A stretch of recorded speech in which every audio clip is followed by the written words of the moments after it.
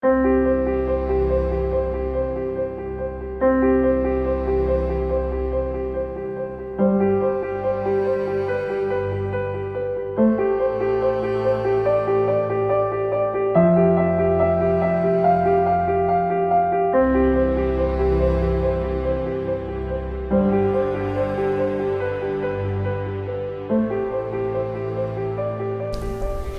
Lamentations we read, "God's mercy is bigger than any of your mistakes." This gives us an idea of the great love God has for each of us, a love which allows us the freedom to choose and the freedom to return to Him if our choice turns out to be the wrong one. God's love gave us Jesus, and Jesus shows us the way to mercy, the way to the heart of God.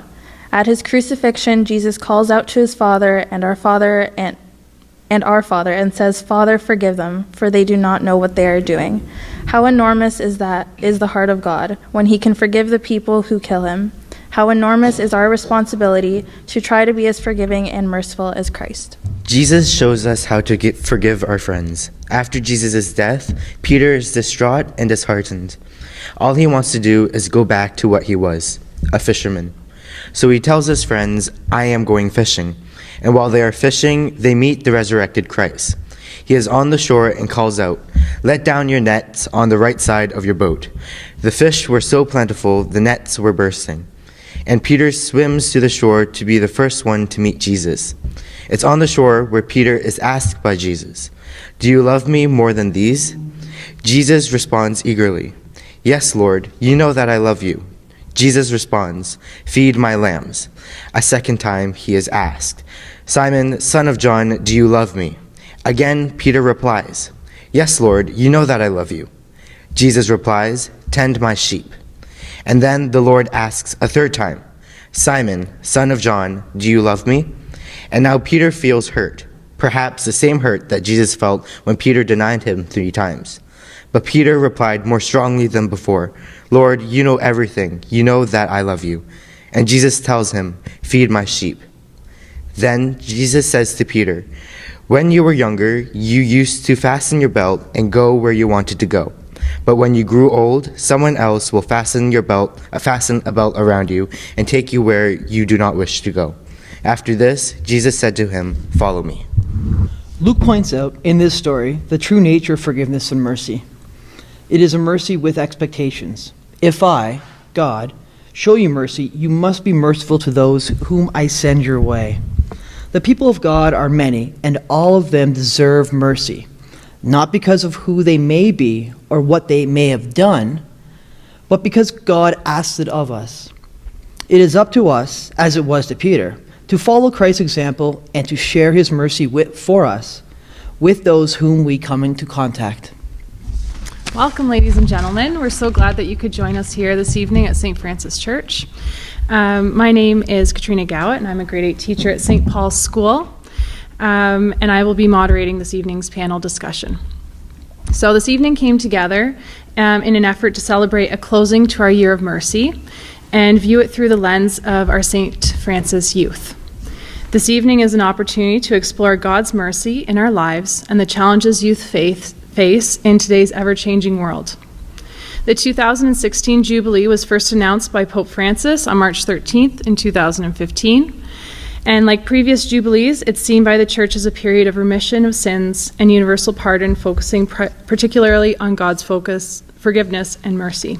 Our first question is, how have you come to know about God's mercy? I came to know God's mercy at a very young age. When I was 22 months old, I was diagnosed with childhood leukemia.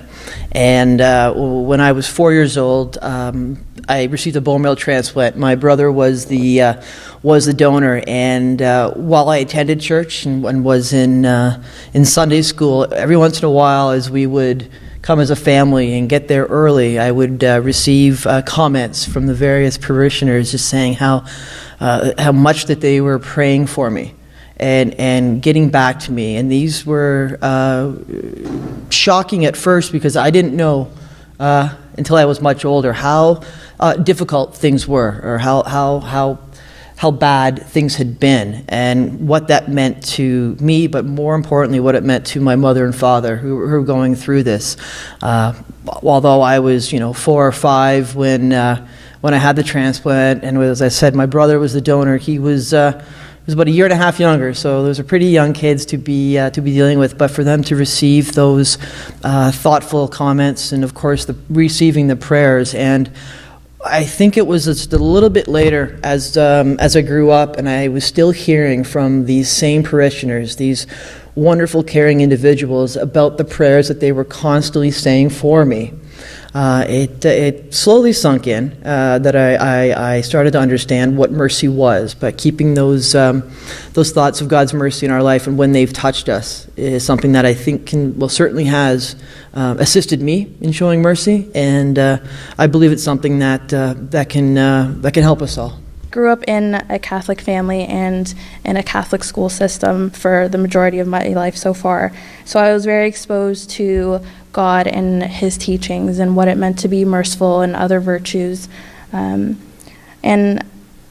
through all those experiences, good or bad, it's really shown me that no matter who you are, no matter how many times you sin, you are always loved through God's eyes. And I think that's a very vital aspect of mercy. I really started noticing God's mercy when I opened my eyes, when I slowed down and thought about things. I would realize how patient the person in front of the line was when they were waiting for the credit card scanner to work, or when there was a waitress who would say please and thank you. Even someone who would hold a door open for me when I was walking. And I noticed all these people who, even without knowing it, were so kind, and all the little things, they make a big difference.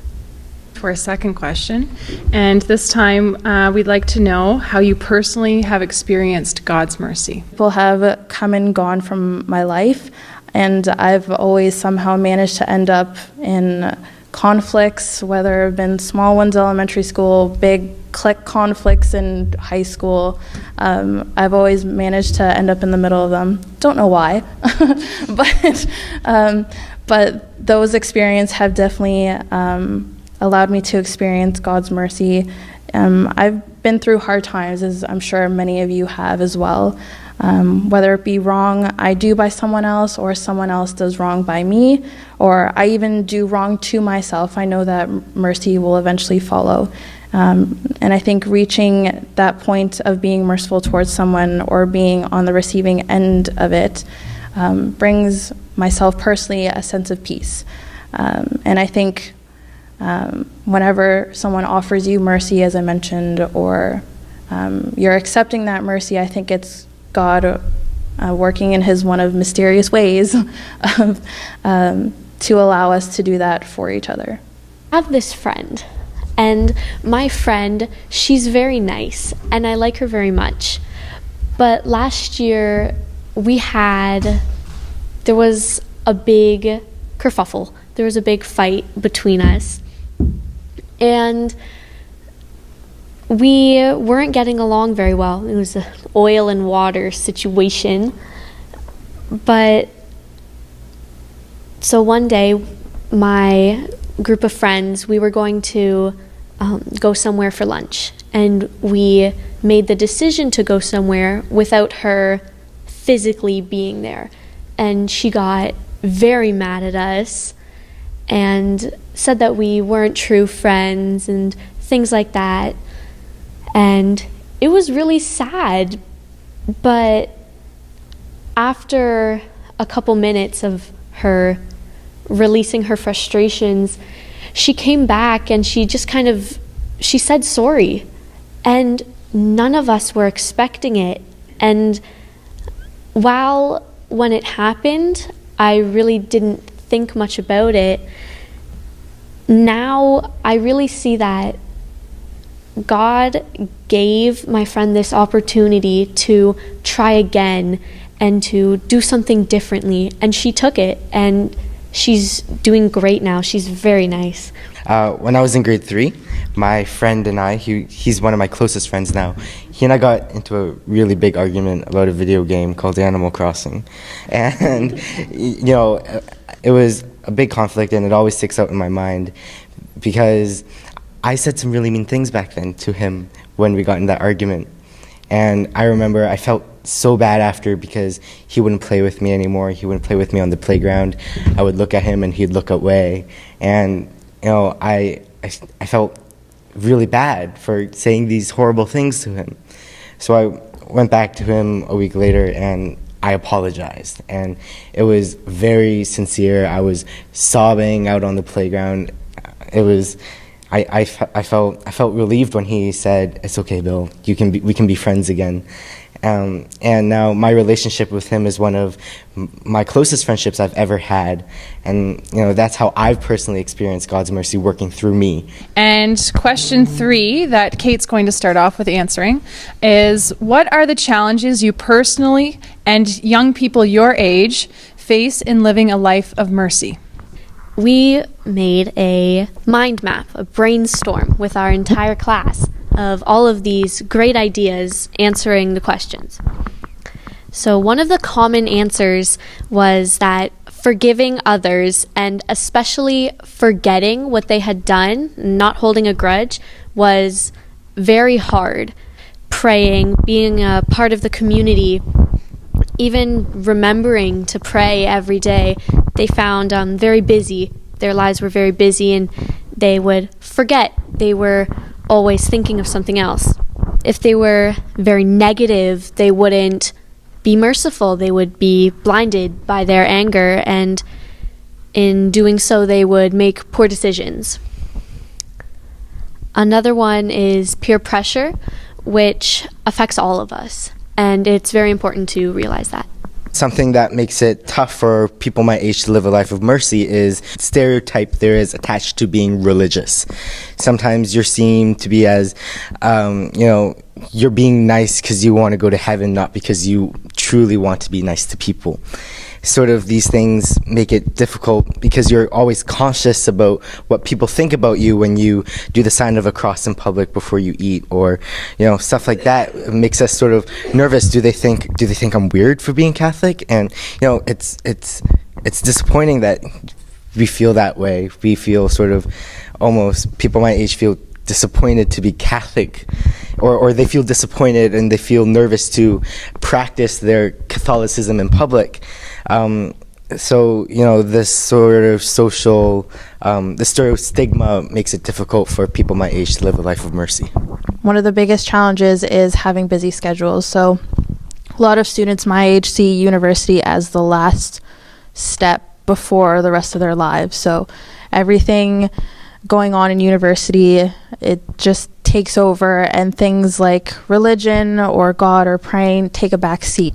From high school to university, there is something about religious, let alone merciful, that's not cool. So as Bill mentioned, doing the sign of the cross before you eat a meal, or just anything that has to do with religion, you feel that you need to be a lot more reserved with yourself, especially in an environment like university. It's not as open as it would be in a Catholic school because it's university. People are coming from different backgrounds. So you feel like you need to keep something like religion or practicing things from religion to yourself and not made as obvious to other people. And as Bill said, it's disappointing that there is such stigmatism towards that, and that we feel that we need to hide stuff like that from other people, because religion is a beautiful thing. Doesn't matter if you're Catholic, a Buddhist, Hindu, doesn't matter what religion you're coming from. It's all aiming to be, or working towards the greater good, or being just more loving as human beings, and realizing that we're not perfect and we need each other to make it through the challenges that we're facing in this world. An outgoing person, but I'm not an outgoing person necessarily with my faith. I wait till no one's looking, and I have my lunch at my desk, and really quick, as fast as I can, in case someone sees me. Now, I don't know why that is. Maybe I don't have the confidence, or I don't have the strength that I find is lacking. But I think it's due to a lot of the impacts that we have in our life. We're going to our final question. Bill's going to start us off to answer. But we're asking, what can the church do to be a more merciful church? Sometimes people my age, our point of view is sometimes neglected or not taken seriously. I think something that would definitely help us, the church can do to help us live a life of mercy, is create more opportunities that people my age can be involved with, whether it's around the church or in the community. Opportunities like this will make people my age feel like we mean something to the church. We mean something to the community and the people around us, and that people my age can actually contribute and help make it a better place to be. Sometimes we feel like we're not being heard when we're going through a tough time. Something that the church can do to make us feel more important is sort of opening up arms to us, listening to what we have to say. I think the youth panel is a wonderful example of that, opening up this opportunity for us to express how we feel. So my age group, the people I talked to, they had many ideas, and they were more than happy to share them. Like Bill, lots of them suggested more programs for different age groups, but not necessarily programs that are faith-based. So a intramurals organization where we could come down here and play games like, I don't know, like hide and seek, I guess you could say, or go out in the parking lot and play soccer, or on the grass and play tag, just things like that. We talk a lot about vocations in our church, and many youth associate a vocation as a job.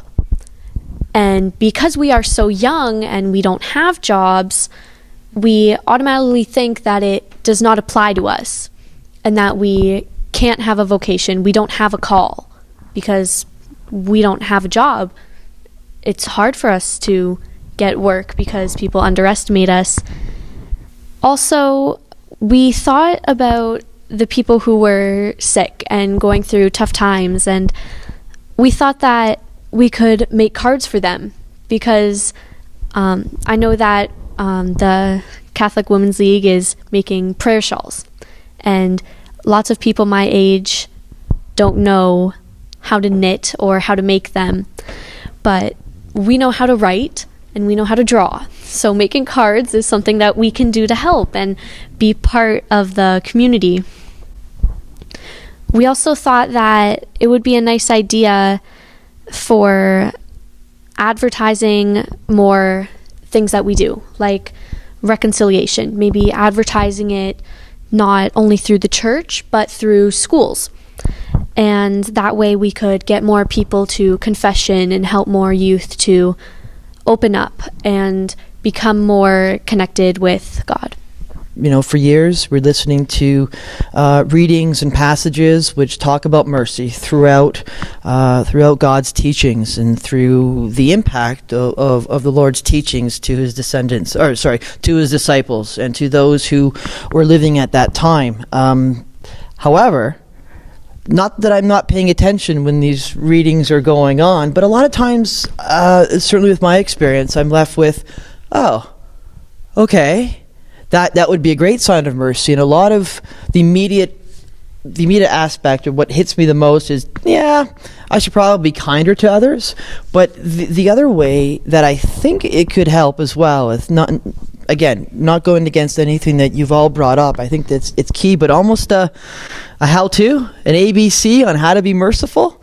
I don't mean a dummy's guide to it all, but maybe through sessions, maybe through maybe there's ways that we have not thought about the way we could be merciful and show kindness to others. We're going to now open it up to questions from the audience. So if you have a question, you could address it to the whole panel, or you could address it to one or two people.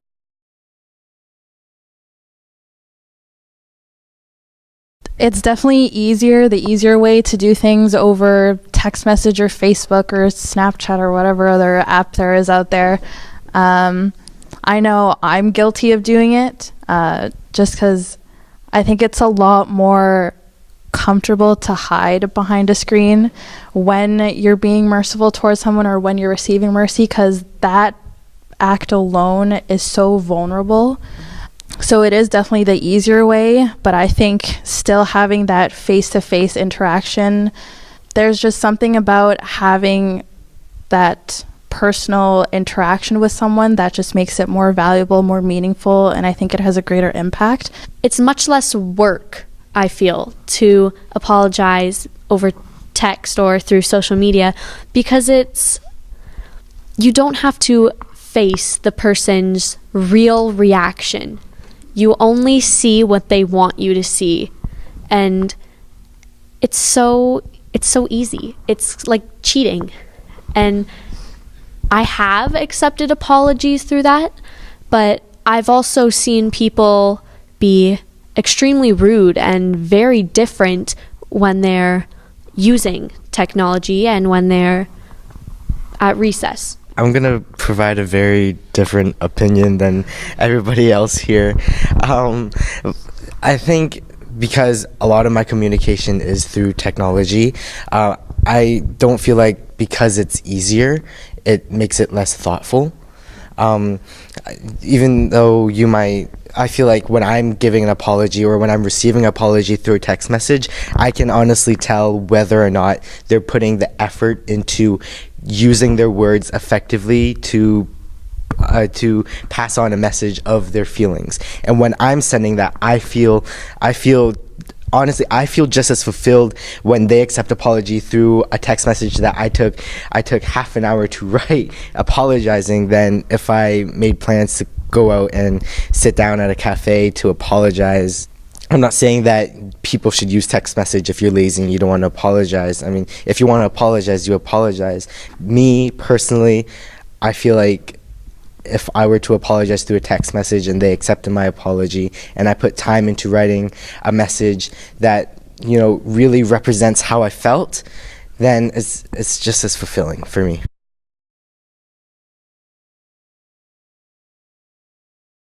When we talk about religion in my school setting, it's so forced.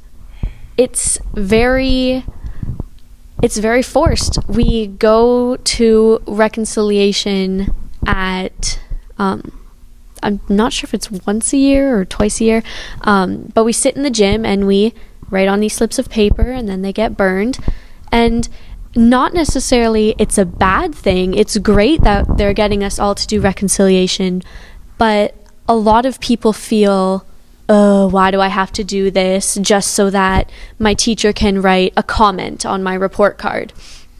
And I think that if we were able to find a way to make talking about religion and doing things with it seem less like work for people my age, then it would be more common.